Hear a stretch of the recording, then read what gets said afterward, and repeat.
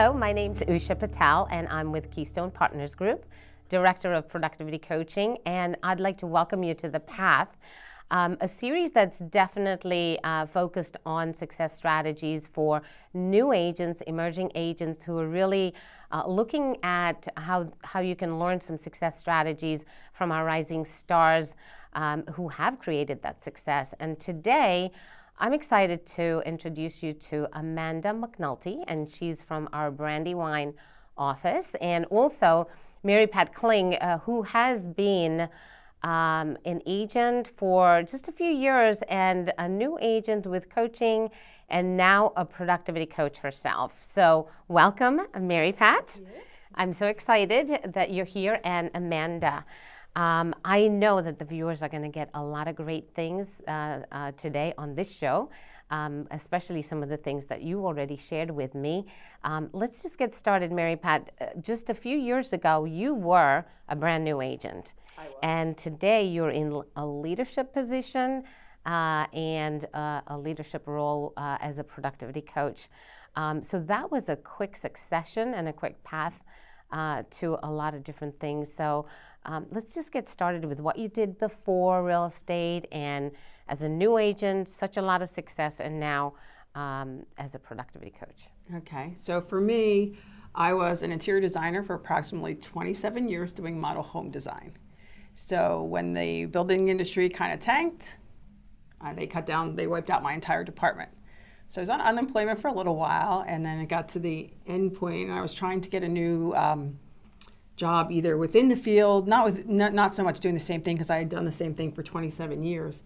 And I got to a point where I kept trying new avenues, and there were so many people unemployed that anything I wanted to try new, I was so far down on the line because there were so many people out of work with experience. Right. And then on the design side, I was at the top of the scale, and nobody was going to invest in me at that point. Sure. So, and I was, bordering 50 and heading that way, and I just kind of got to a point where I realized I had to reinvent myself. Yeah. So I was in Brandywine. I decided I was going to reinvent myself as a photographer because that's what I wanted to do in my final career.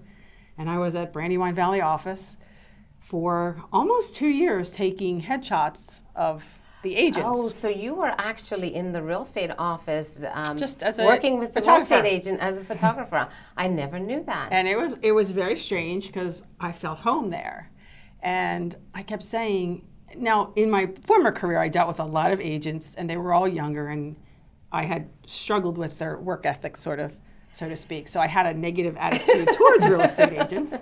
And as I got in this office, everybody was literally so nice that I was just like, what is wrong here? What is wrong? Yeah. What are they drinking? Everybody was so nice and constantly saying, oh, you should do this, you should do that. I'm like, no, I have no interest in real estate whatsoever.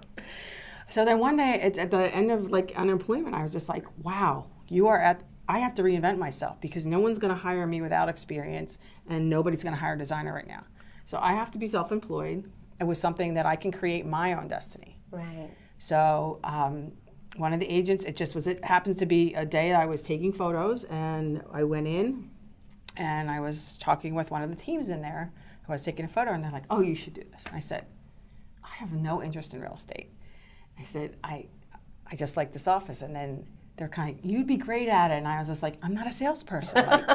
You're really good at relationships. I'm like, that I am. And I knew that I was. Yes. And but I said, yeah, once I get in here, you're going to start doing the sales pitch thing to me. And then, and it wasn't like that. And then I went home to my husband. I said, all right, honey, you want me to reinvent myself for the next 2 weeks? I did a crash course, a 2 weeks crash course. I said, so you can really get your real estate license in 2 weeks.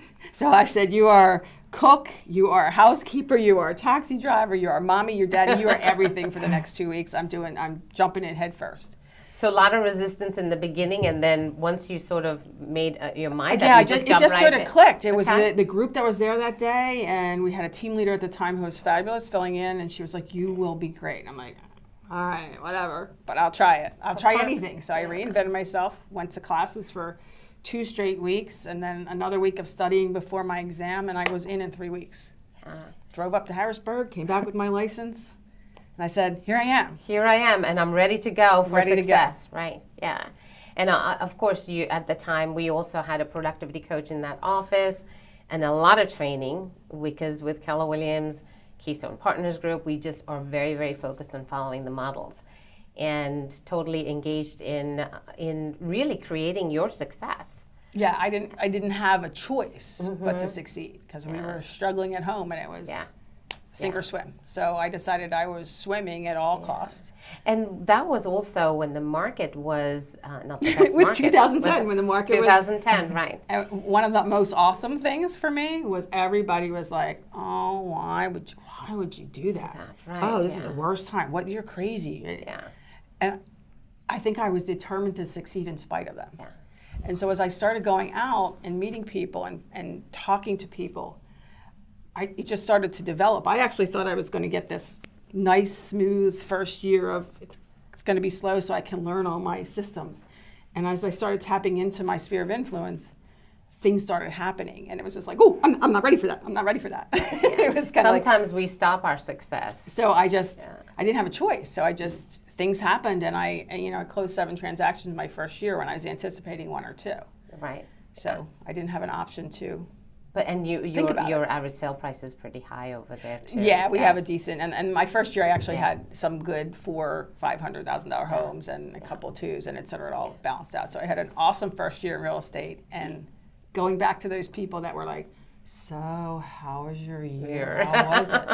I was just like, it was awesome. Yeah, I made money. Butt. Right? I kicked butt and I made money. Yeah, and you didn't lose money.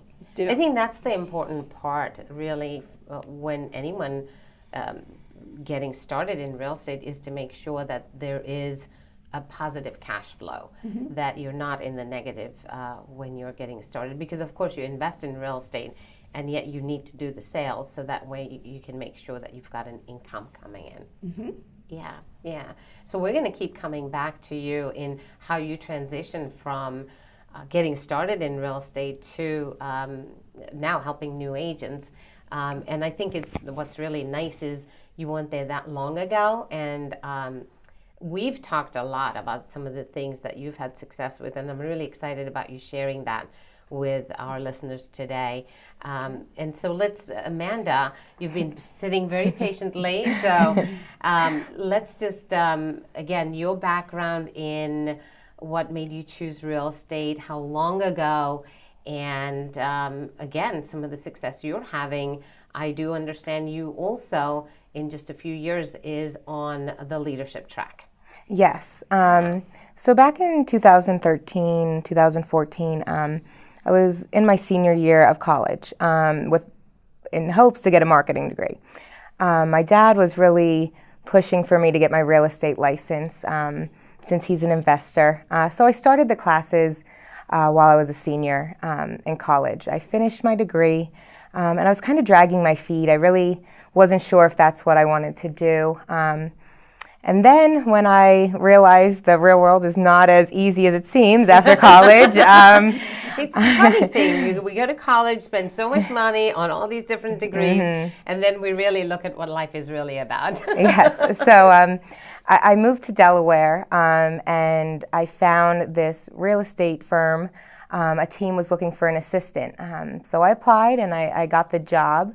I was there probably about 3 months. And it just wasn't a good atmosphere. I liked what I did, but I didn't like the atmosphere that I was in. I tried talking to the team to try and adjust things, and we weren't really seeing eye to eye. And I told them, well, I'm going to have to leave. And they told me, well, you're not going to have a tough enough skin for this business. Ouch. Yeah, hearing that right out of college. And yeah, it wasn't the best feeling. I'm not going to lie, I cried. I was upset. Yeah. I left there really upset that day. But that kind of gave me the drive to get that real estate license. I thought to myself, I'm going to prove these people wrong. And I don't know if I would have ever gotten my license without that push. And it could have went the other way. I could have just got out of the business completely, but I knew I liked it. So I pushed for that license, and I was actually purchasing a house of my own when I found Keller Williams. And that is what brought me into this office. And the minute I walked in the door, and how, like you said, everyone was so kind and helpful and anxious to meet someone new, and they're just very open arms. So it was hands down. That was the only company that I interviewed with, and it was Yeah. history ever since, kind of thing. Yeah. Mm-hmm. I just want to remind the viewers and the listeners, that is the theme. We do find that people who are successful are going to find, they're going to seek an environment, they're going to seek out people that are going to support their dreams and their goals.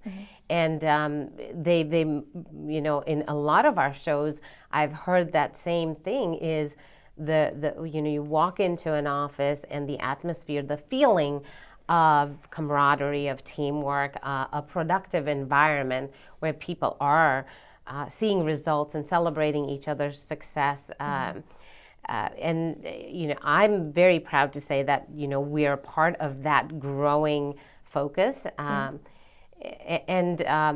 one of the things that you said was what the team said. And again, I had a very similar situation. When I first got started, I was told I would not be successful. And when some people say that, is it from a feeling of, goodwill, or maybe a little protectiveness of whether, you really need to consider something. However, it did the same thing for me. It made me more determined to succeed. So I'm excited to see your career and where that's going to go, because I can see that you've got that strength inside of you, that when somebody dares you, you're just going to go and actually prove things differently. Exactly. So good for you. Thank you. Good for you for really getting out there and going for what is rightly an opportunity for you. Yeah. Yeah. Thank you. Yeah, and so your father is an investor. Correct. Yes. Your business, your real estate business, is it mostly investors, or are you doing residential real estate?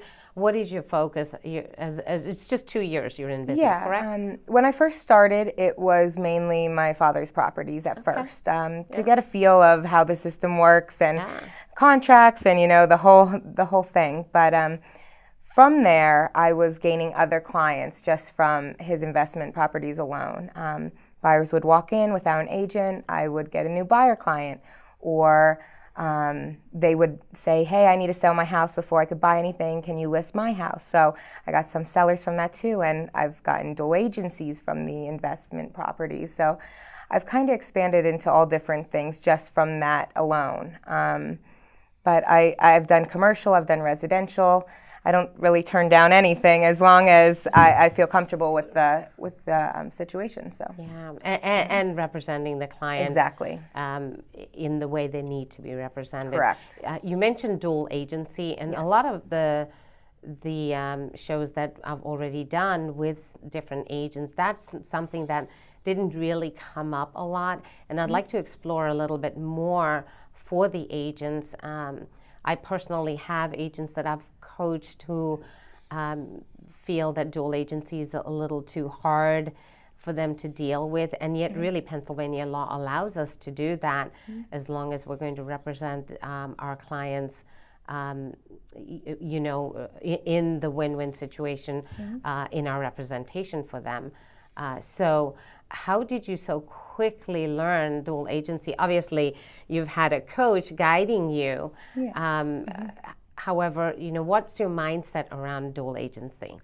When I first started, I'm not going to lie, I was a little nervous just because of the fine line of ethics, and things can go wrong if you don't follow the steps accordingly. But once I did my first one, I was like, oh my gosh, these are the best, because not only you only have to deal with yourself and your clients. There's not another personality in the mix. And sometimes when there's another agent, some things just don't communicate as well as yourself as the single agent in a dual agency. So I actually found it to be a lot better doing it just by myself and having two sets of clients and keeping it separate. As long as you keep it separate and don't overshare and do what you're supposed to do in any situation, normally you will be fine in a dual agency. It's not as nerve-wracking as it looks, and you'll be happier at the end of the day anyway. So it's really easy once you get the hang of it. and you're really following all the rules of the Real Estate Commission, it really is a wonderful way to do business. And for new agents, it's something that they should consider if the opportunity were to come up for them, because as you would say, you've got these clients and your communication with another agent would not even be an issue there. Some of our opportunities, and I'm going to use the word opportunity when we are co-brokering, can be challenging. And again, for new agents, emerging agents, and experienced agents, that is one of our a big part of what we do in real estate when we're working with a co-broker. So definitely a good message for them is to have the opportunity, go for it, and make sure that you tap into the broker and the team leader and the productivity coach to help you with it. Oh yeah, there was a lot of phone calls when I first started those ones, because I wanted to make sure I was doing it correctly. But after 2 or 3, it's just like a normal deal. You don't even think twice about being a dual agent. Yeah, and it's interesting, right? What you focus on expands. And from our conversation before, you've had a lot of dual agencies.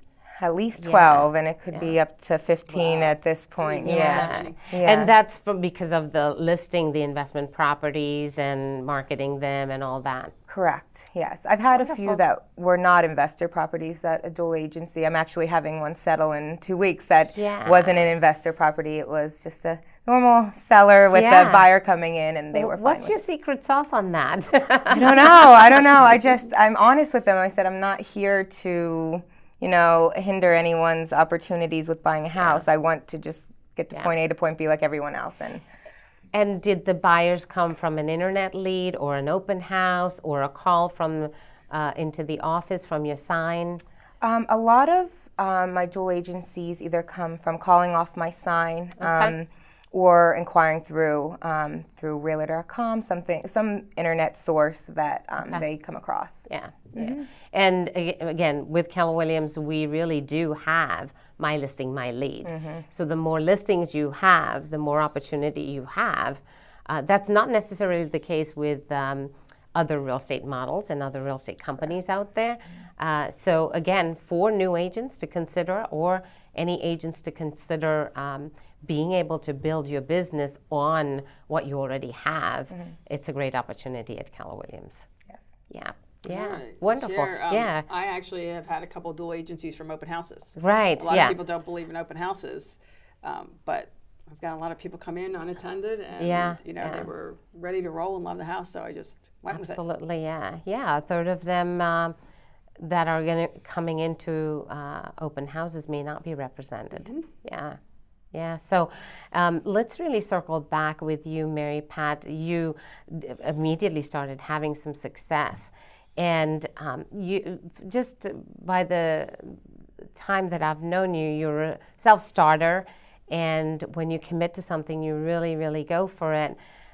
What kind of success have you had moving forward, and then what made you shift to the productivity coach opportunity?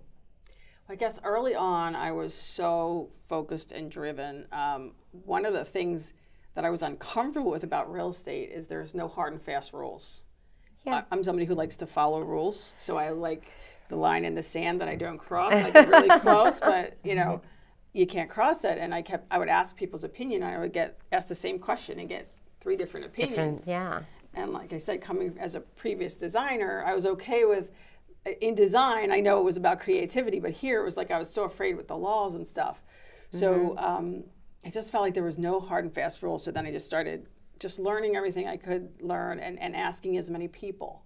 And in our office, the culture was so awesome that anybody I asked, I never had anybody even give me can you come back in an hour? People stopped what they were doing to answer my questions or help me. So that sort of motivated me because I was helped when I needed help. And then I got into, I guess I like to be helpful. I got into a little niche with the 55 and older crowd who needs help. They need someone to just love them, hold their hand, coddle them along. And I was able to take my design background and look at their big houses and say, okay, you want to get rid of that, that, and this will fit in the house that we're going to. So I kind of spiraled in there and just fell in love with these people who needed help. So then it just sort of spiraled from there. Then some new agents came in and would ask me questions, and some people didn't know where to turn. And then our program sort of developed in our office.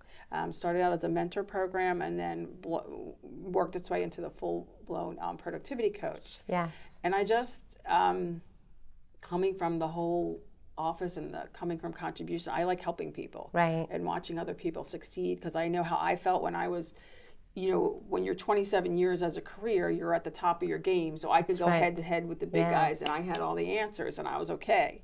So coming here, and it's like, ooh, I don't know, let me ask somebody. Starting from scratch. I don't know the answer to that question. I was so uncomfortable.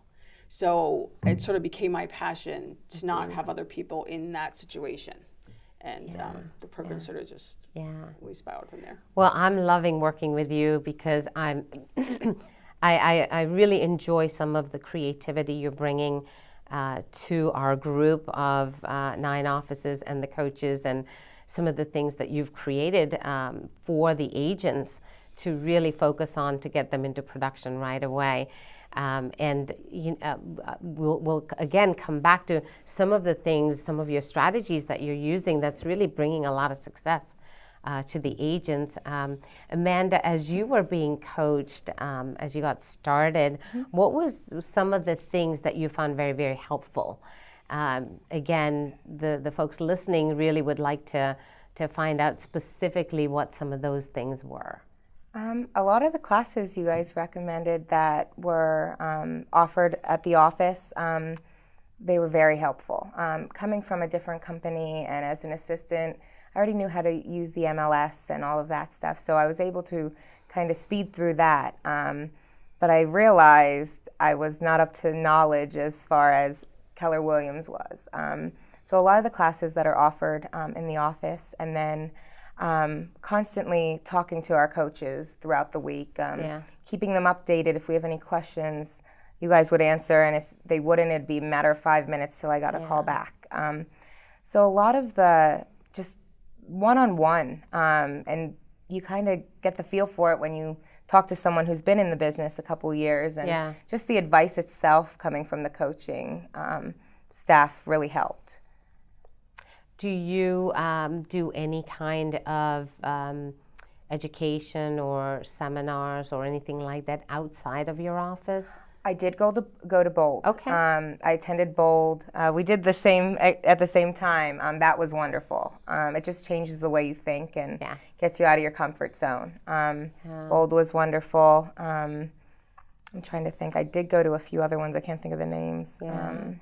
Do you attend some things from the association and your board and different things like that at all? Not as much as the association, just because of where it's located. It's not as convenient as things closer to the Brandywine office.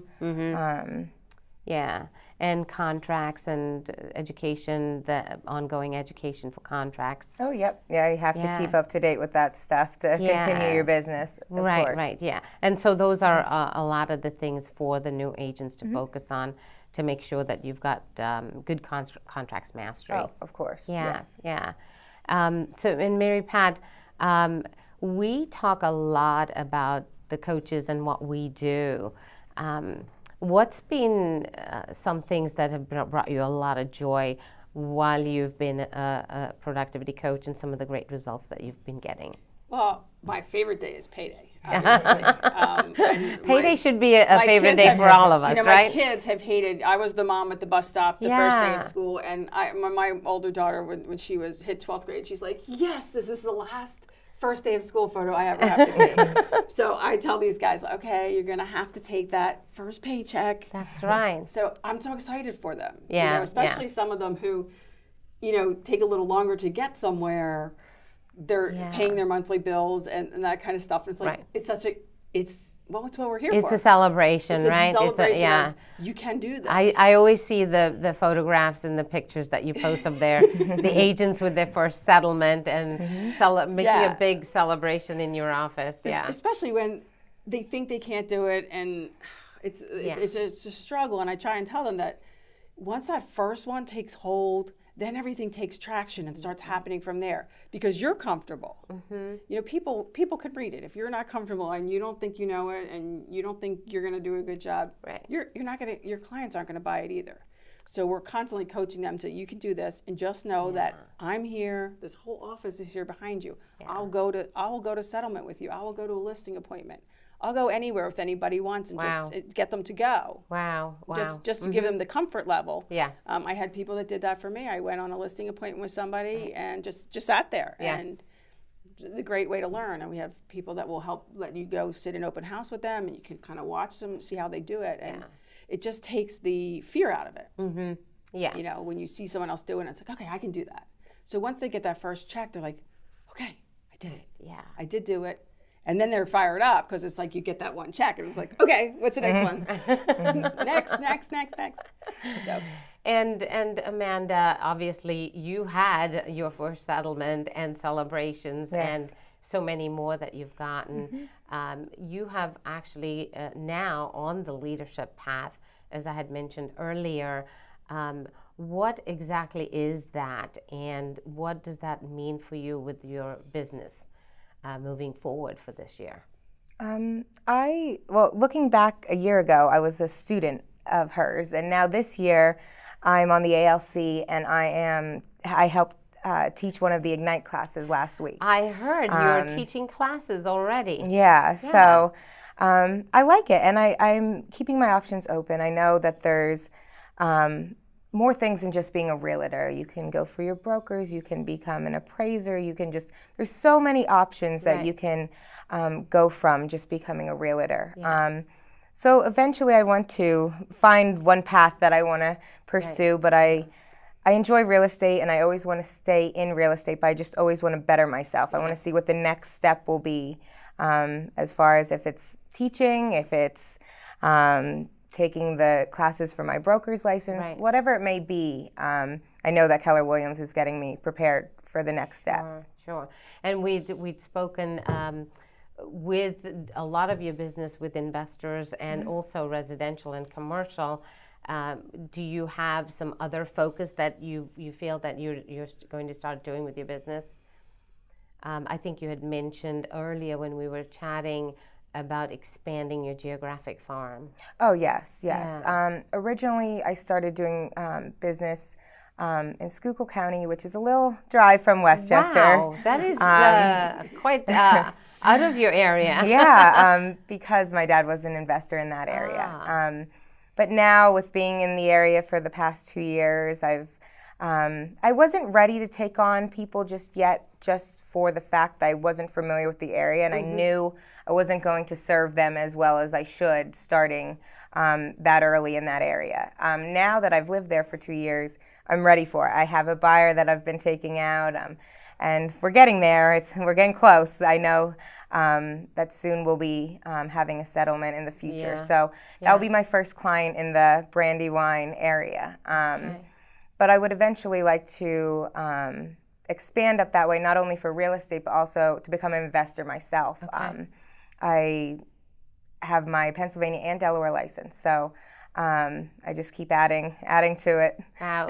Talk about someone who's learning based within 2 years. You've got license in 2 states and really looking at opportunities. You know, that's actually a good focus for us, really, for our viewers. We hadn't really talked about geographic farming. Really, there is a lot that can be done, learning the area and really starting to see what the opportunity is, and then hyper-focusing on what that opportunity is and then working that area. Exactly. Yeah. Do you have some people that are supporting you right now in that focus in the office, and a plan for what you might be able to achieve? Oh yeah, everyone's cheering. I feel like we all cheer each other on. Yeah. So one of the main reasons why I came to this office was a woman named Shiloh. And she's she's dual agents as well, Delaware and Pennsylvania. So I have a lot of people with the Pennsylvania license who I have help with, but Shiloh's been a great mentor for Delaware. she's been, every time I have a question with any contract relating to Delaware, she will pick up right away. So no use calling me because I wouldn't be able to help you at all. And they're very different. On that end, yeah. Totally different They're stuff. very different states. But once you get one license, it's very easy to get the other. And if you're so close to those borders, you really should just get it. Even if you might not use it all the time, it's good to just have. Yeah, your office definitely is really positioned well for that opportunity to tap into. And again, with real estate, it really is, if the opportunity is there, why not go for it? Exactly. Yeah. So we have opportunities sometimes too where they start out as a Pennsylvania client. Right. And then all of a sudden something pops up in moving. Delaware. Exactly. We have a lot that go from Delaware to PA and then the other way around. And then I've had some clients who I started out and showed them a bunch of houses, and then all of a sudden one day they come in and go, I want to buy something in Delaware. Yeah. So I went and got mine too as well, but I missed a couple opportunities in the beginning, and I'm a sort of a full service, so I didn't want to give up that person, but I had to give up my first client to somebody who was licensed in Delaware, and then I felt like I let them down because it was a referral from somebody, and I just wanted to take them through, and I couldn't do that. So I went and got mine as well because we are literally 5 minutes from the border of Delaware. Yeah. When you say full service real estate agent, again, that might be something for us to learn a little bit more about. Can you share some more about that? Well, I don't want to. So a lot of times we have people that go across the border. So I don't want to be the listing agent and have to turn over them to somebody else to buy something on the other side, and vice versa. So I wanted to have both. And just so your business is very relationship focused, so you want to keep those relationships growing and really nurturing them. Yeah, it's the way to keep a referral business. Absolutely, it's what I want to be, is just referral business on the side of the training. Yeah, you developed a very nice foundational, focused track. With our productivity coaching, we already do have a playbook that is a guide, and yet you really came up, and it's no surprise, as a designer and someone who does a lot of creativity, you put together a really nice program for agents to really get started that would make them feel comfortable about writing contracts very, very quickly. What does that look like? Well, and it started with my not liking to be outside that box and wanting that straight line. And I knew for me to grow, I was so uncomfortable with the paperwork, and it really made me nervous. So I know, like our programs like Bold and Ignite, which get an agent, and you start out day one, you're in productivity, you're making calls, you're reaching out to people. The fear of not, I got someone What on if the they phone. say yes? What if they say yes? And my first experience we at the time had floor call, and it was a holiday weekend, and everyone's like, no one's going to come, don't worry about it, blah, blah, blah. And I'm like, I need to know what to say. And everyone's like, you won't even get any calls. I'm like, I still need to know what to say. So somebody volunteered to meet me at 9 o'clock to just sit there and talk me through it. They were 5 minutes late. I got in at 5 and 9, and the phone rang at 9 o'clock with somebody who wanted to see a house. Yes. And I'm standing there going, Of course. I can't answer the phone. What do I say? Right. So somebody else was in the office, walked by, and she's just like, I'm like, I don't know what to say. How do I pick this up? And she's just like, so she just picked it up and said she was me and was talking through it. I'm like, whew. She's like, we'll get the information for you and call back. Yes. Okay, so we got that. We hung up, and then she coached me on like what to say. I'm like, okay, they said I wasn't going to be here. So literally, this person who wasn't going to call wanted to see a house. I took her out to see a house. And then she decided she wanted to write a contract on the house. This is all in one day, in probably my first week in the office.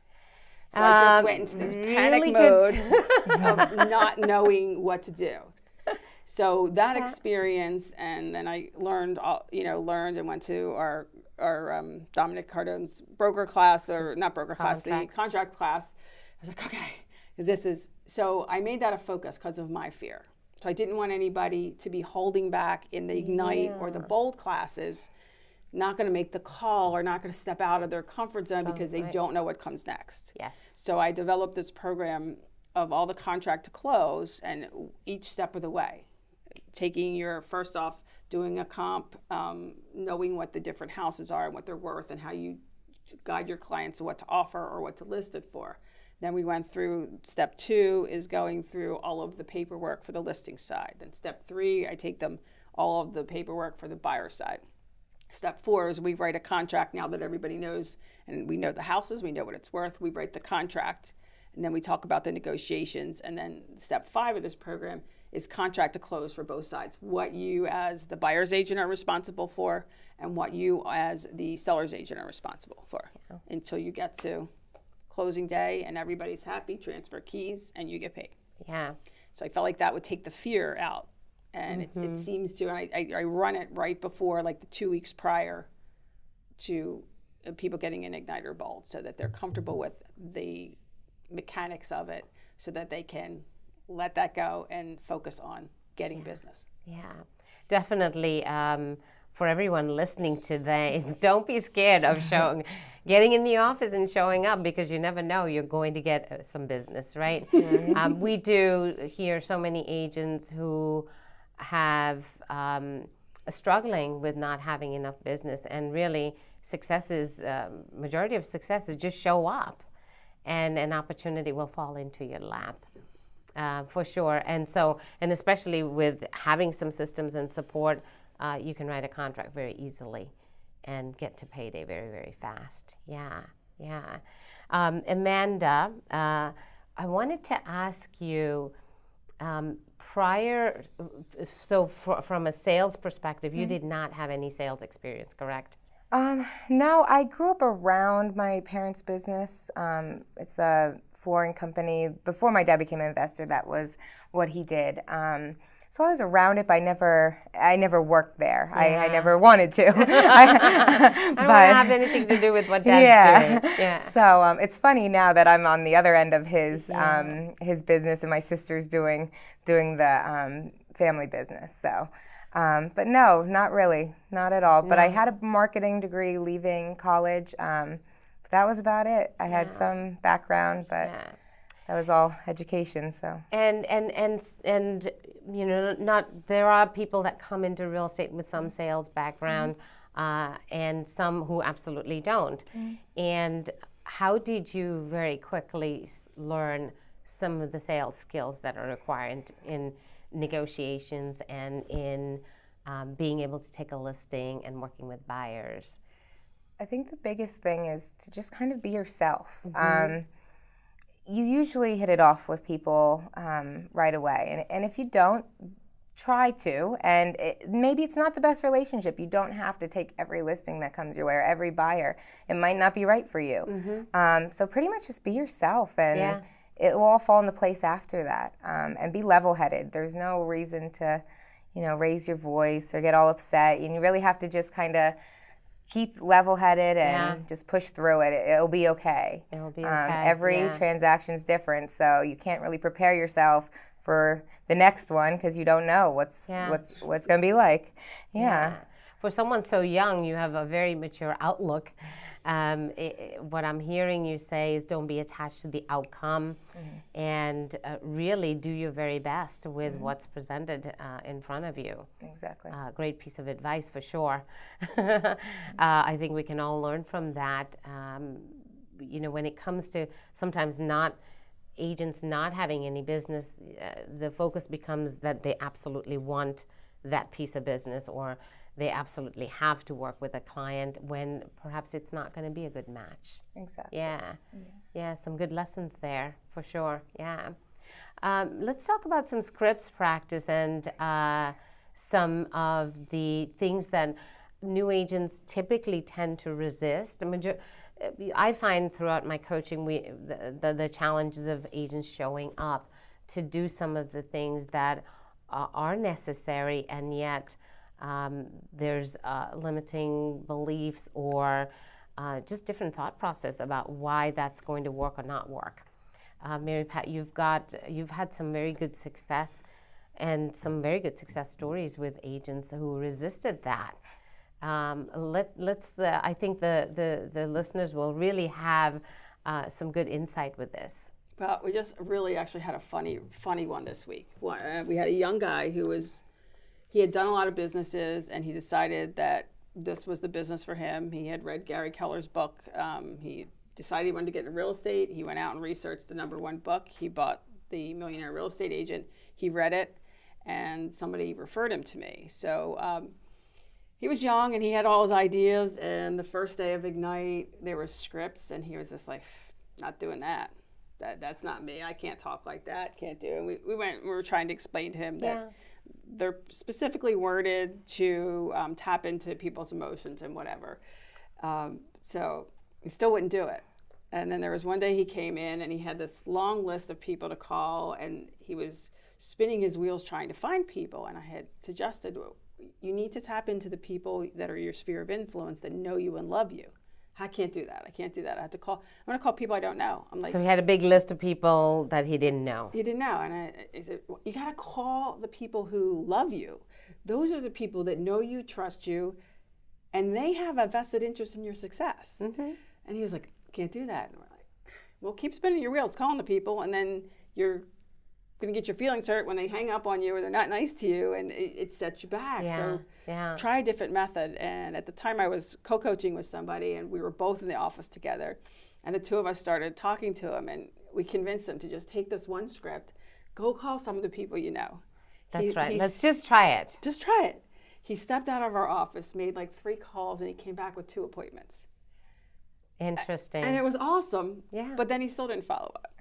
So earlier this week, I was teaching like the first class, and we were talking about scripts and the resistance, and I used him as an example, and it was really funny because I used him as an example of being resistant and don't reinvent the wheel, because if you follow the path that the other people are on that have gotten where you want to go, you'll get there faster. And ironically, after the class, I guess later that evening, I got a text from this guy who he moved to Florida, and he was with a new group, and he texted me and he says, you're going to love the irony in this. I'm now using scripts, and I just got 2 listing appointments. So I'm cracking up because I'm thinking, you're going to love the irony on top of your irony because I used you as an example today about your resistance to scripts. And now I'm going to go back and tell them tomorrow that it finally sunk in and you got it. Yeah. And so he's now being successful. So it's like, There's definitely a law out there, what you resist persists. And that is definitely an example of, in life, there are proven methods. And when we actually follow these proven methods, amazing results will show up, and success will be something that you can start celebrating. Yeah. So practicing scripts and following some of the, because these are scripts that top agents use, right? Correct. So I mean, our whole book, The Millionaire Real Estate Agent, and I tell people this is your roadmap to success. Because Gary Keller did, and he interviewed top agents, not in Keller Williams, all over the world, and he used their best practices to create this pathway for us. So the pathway's there. So my job is to just kind of get you to follow the path.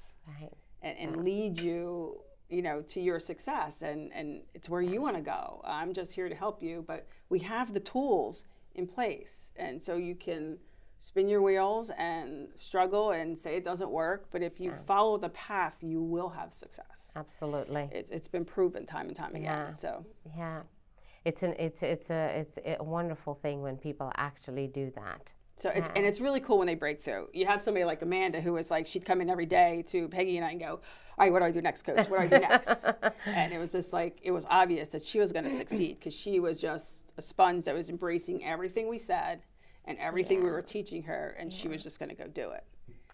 And Amanda's so young. How have you gotten your focus and inspiration? I mean, you obviously have a vision for yourself. Who've been your role models that really kind of guided you up until now? A main factor in how well that I'm doing is the push that my father has. Even though he's also my client, he was my biggest supporter to start. And seeing how successful he's been in his own businesses, I really take a lot of his advice, and I know he wants to see me do well. And even if I'm having one of those days where I'm not doing what I'm really supposed to be doing, he'll even remind me, come on, you won't be successful if you don't keep up with it. So he's a huge reason why I'm in the business and why I keep pushing myself to hopefully be as good as him one day in his career. And I would love to do investing myself, so I'd love to just be as successful. Yeah. Gary Keller would be very proud because, again, as real estate agents, if we're not investing in real estate and utilizing what we already know as a strategy for creating financial stability, financial security, financial freedom, we really do have a great opportunity with real estate.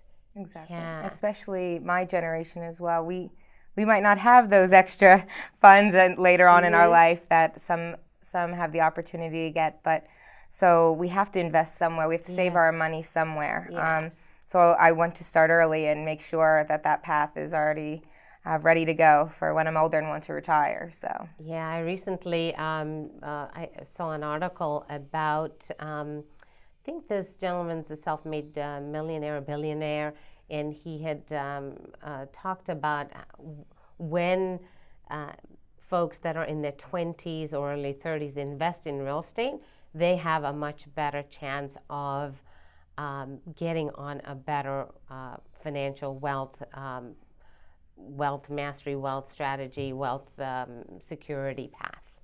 Yeah. So great job that you've got a great role model and you're actually working and taking some actions towards that, because one investment property can lead to a lot more. Yes, yeah. What's been your biggest challenge as you've in the couple of years that you've gotten started?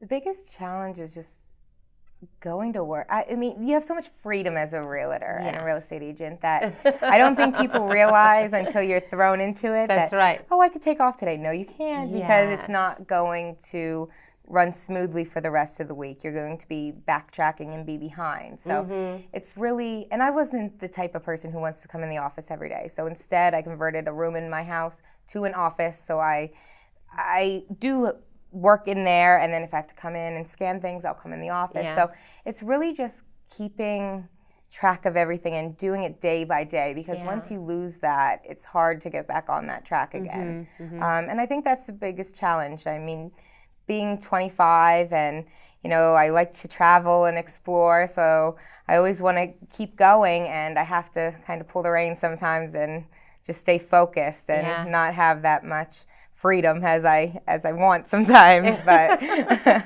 yes, freedom, flexibility, and finances, right? Yes. So the freedom and flexibility in real estate can come very easily. However, too much freedom and too much flexibility sometimes leads to no financial gain. Exactly. And so you can really, the ultimate freedom really is when we do have a very disciplined path of structuring our time and utilizing the time to create the finances that we need. And then we can be really enjoying a lot of freedom. Yeah. Exactly. Mary Pat, you've been on quite a financial growth journey in the last couple of years as well. And recently you've been able to have some of your dreams and some of the goals that you've had come to being a reality. And again, you know, in the very beginning, you started off with being in a career 20 odd years, then not having a job, and then financial crunch, you know, some of those challenges, and now yet you are on a very nice financial path. Can you share with the viewers what shifted, what changed, and what the differences have been? Okay, so I did okay the first couple of years, but I was never one who, I always had my own business, even in design. I always had side jobs going on, and it was just sort of cash in, cash out. And I never really paid attention. I didn't like the finances part, so I just let my husband do it all. Right. Yeah. And then we, after my first year, I was on the ALC as well, and Mo challenged us to get a hold of our finances. Yeah. And we had our own business. We had to be accountable for the finances and stuff. So I took word of that, and I decided, all right, I can do this. I can do the financial part of it. So I got QuickBooks, and I just put everything in there and then started on that path. I got myself an accountant separate from our house accountant, and went that route. And then shortly after, as I started building my business, I didn't necessarily like some of the things that were going on at home, as far as, because things were changing and we were doing some things the same old way. Yeah. And then we had, KPG had offered a seminar called was it Mastery? Financial Mastery, yes. Where it was a 3-day session, and the first time they gave us this printout to where you were in your finances. And I'm sitting in a class with lots of people, and I'm looking at it, and my face just went blank. I did not know anything about our personal finances, because I just kept, you do it, I can't deal with this. Right, yeah. I was kind of mortified. And in another hand, it was like extremely eye-opening. Mm-hmm. It was like, wow, if I'm ever alone or whatever, I am lost. I'm up the creek without the paddle. And it kind of scared me into, and I took this class very seriously. And then and the next year following that class, I went and challenged myself to know everything that was going on. Yeah. And as I looked at what was going on, I saw what I liked, what I didn't like. And then about a year later, I actually had enlisted, the class came around again. I said, hey, can we bring someone else? And I insisted that my husband come, who bucked a little bit. But I got him to come, and he got into the program, and he's like, wow, this makes sense. Mm-hmm. And KPG had given us, there was a financial advisor there from Velocity Concepts.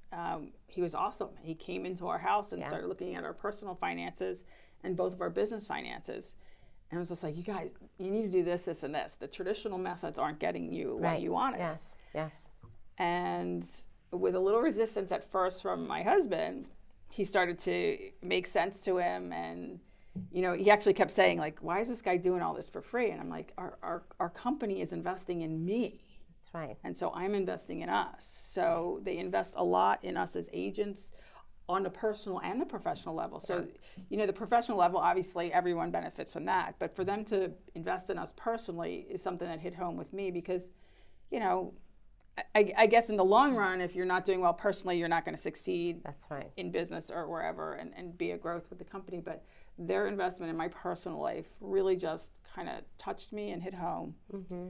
And at the time we had fallen in love with a house that we wanted to buy for our retirement home, or not retirement, we were going to retire in. Yeah. And we thought, we both made enough money, and we went and applied, and it was just like, wow, you can't get a loan. And I was like, what do you mean we can't get a loan? It's like all of our children's, we didn't even pay for their college. They all were paid for their own, took out loans, but we had a cosign. Yes. So we got denied, and it was, again, eye-opening. Right. And it was like, okay, we need to make some changes here. So within 2 small years, Jim came and he just kind of unraveled some stuff and taught us how to redo some stuff. And our house is actually breaking ground this month. Yeah, a dream, a reality home on the way. Yeah. Yeah, so it was staying focused on the prize at the end and following the systems and models of this financial advisor that, we got a hold of. Yeah.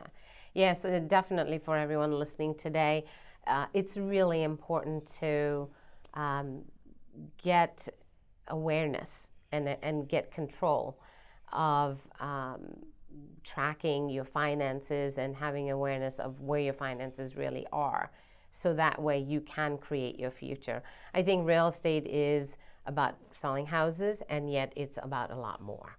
It really is about being able to create a business that's really going to be able to fund your life. And I'm excited because it sounds like it's going to be a beautiful home that you and your husband are going to be able to go to, and definitely on the path of where things can really become a reality. And that fuels me as a productivity coach. Because when you talked earlier about Amanda teaching and so new, I think it made it more real. So when I was in the classes, and you have these agents that have been in business for 20, 30 years or even 10, 15 years, you as a new agent, and you're already feeling overwhelmed because you don't know it all. So you kind of, like, it seems like that's so far out. That's so far out, and it's just not going to happen. Or it's going to happen, but it's going to take forever. Right. So when I started teaching and mentoring those people, I think I was closer to them because I was only, I guess I started training and teaching people when I was only 2 years in. So it was like you're looking at somebody like, God, I was in your shoes 2 years ago. And so same for Amanda. Amanda was in their shoes a year ago.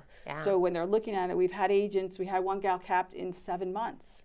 And she was another person there. Tell me what to do. Tell me what to do, Right, coach. right. Yeah. If you're hungry and you really want to succeed, there's going to be people supporting So when you. you're looking at someone who's only been out a year or only been out 2 years or even 6 years, as a new agent, I think it's more attainable than feeling like they've been in business forever. So, and my experiences is with being where I was financially, having to make a total career change because I have someone in the program now who was just let go of a very high influential job, and now here she is back.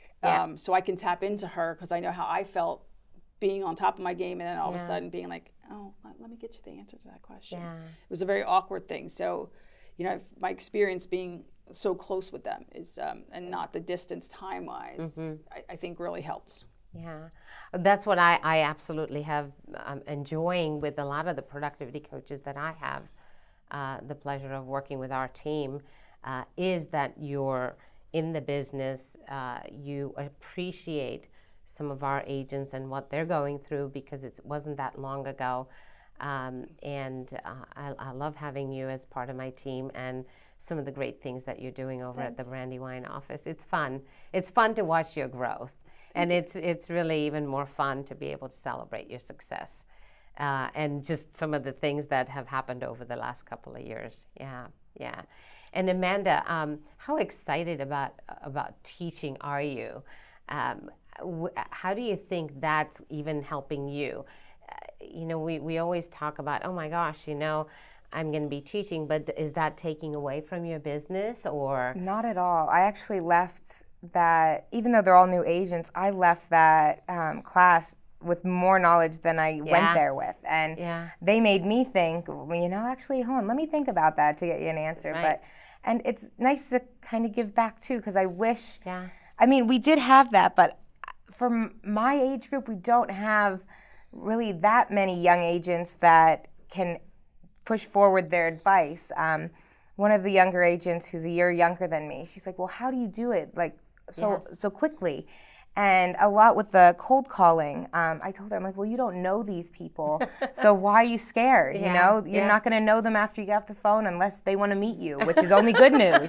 So a lot of it is just kind of sharing my personal experiences, and especially with younger agents. And it feels good leaving there. And no, it's not a pain. It's actually helpful to me more than anything is to go teach and help out. So I actually really enjoyed it, even though I was nervous going into it. It was really great. I think we really need to have you speak up at other team meetings and do a little testimonial about being on the Agent Leadership Council and the joy that you're getting from teaching and sharing.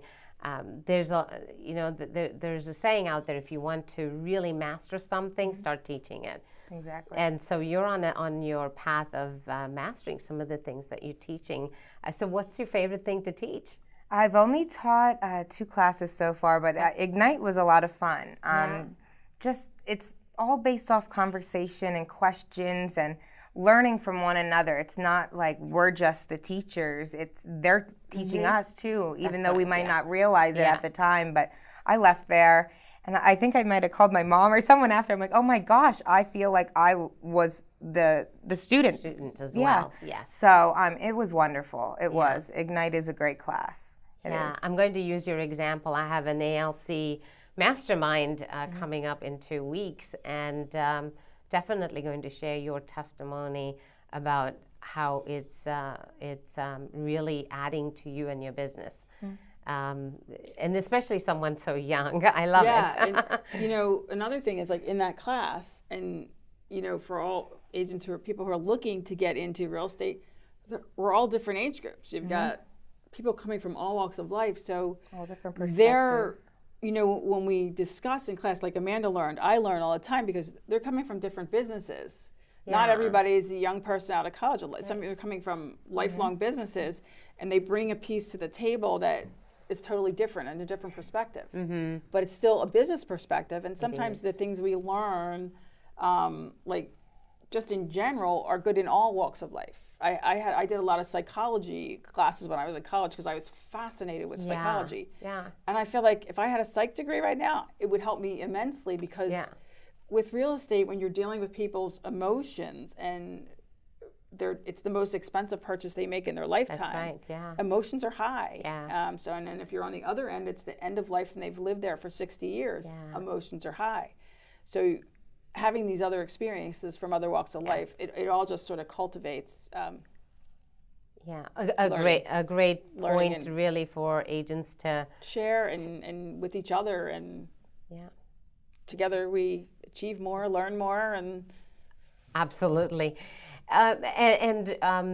One more thing, as a millennial, I'm really learning a lot about the millennials and the workforce. What are some of the things that you know, and as a millennial, share with some of the folks listening about where the markets are and what's going to happen? I think we have to get our generation comfortable to purchase. And if not our whole generation's good with their money or saving, they might not have been taught that. So get people that are millennials just like us on the right track to purchase. They might not be ready just yet, but we have tons of friends, family that are around our age. Anyone you interact with, college friends, high school friends, if they don't have the funds to purchase, get them there. Find them financial advisors. Let them speak to mortgage lenders. Get them prepared. And I think that's where we could gain a lot of our business. And I think we're scared to ask our generation and our age group for business because we don't think they can afford it. But we can get them on the path to afford it. So I think that would be a good starting point for a lot of new agents. Good advice, good advice. And I recently read, again, it's by 2020, 50% or more of the workforce is going to be the millennials. And within the next 5 years, 75%. So if they're in the workforce, that's also going to mean that they're also going to be in the market for purchasing homes too. Exactly. We do have the whole college fund thing to deal with in terms of perhaps their student loans and things. But as you say, helping millennials really look at what options they have unless you have awareness of what your actual finances are and what the options could be, they can't get on the path for learning maybe to purchase a home.